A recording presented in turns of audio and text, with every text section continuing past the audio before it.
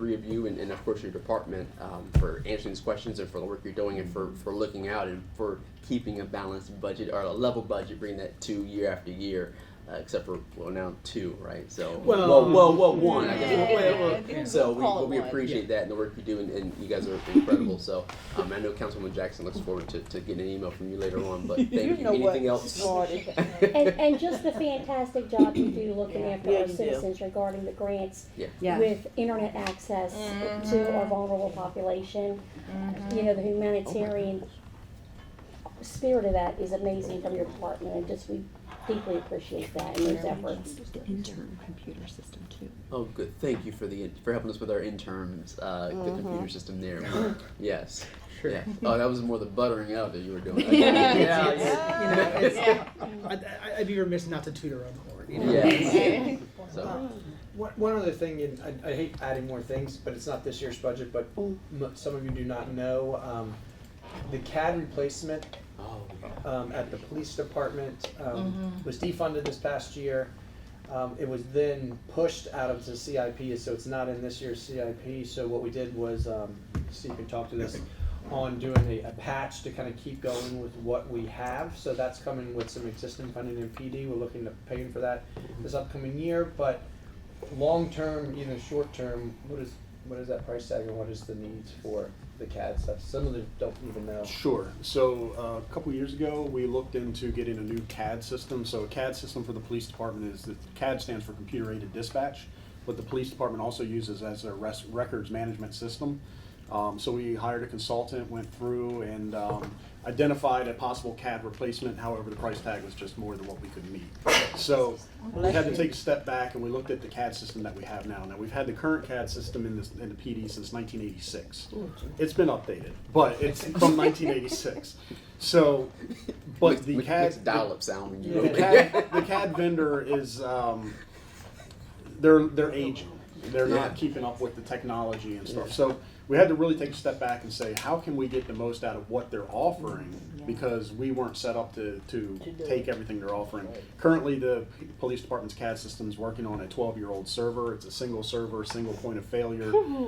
We do have backups of it, so if it does fail, we're good.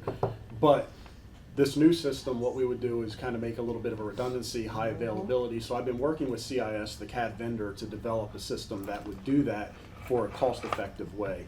Luckily, the maintenance and support that we have with the current police department system covers any type of migration, any type of new system setup. However, we would be on the hook for licensing and servers. A few years ago, we had the foresight of standing up high availability arrays, so we really took the server costs out of that. That saved us probably $40,000 in servers. Wow. So we'd be able to stand those up. However, we are on the hook for the licensing. We asked for $100,000 because we weren't really sure what CIS was going to come back with. They've come back with a really manageable plan. I just sent off the quote request today for the licensing.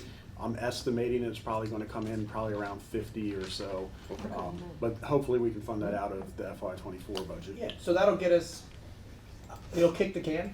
Yeah.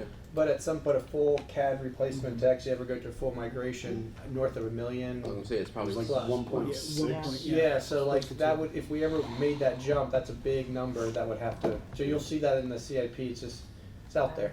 But it's the big thing about the newer products that we would migrate to is that they're a lot more full functional. They integrate with our GIS systems a lot better. They integrate with other functional modules that the existing system just doesn't have because it's built on an old back end.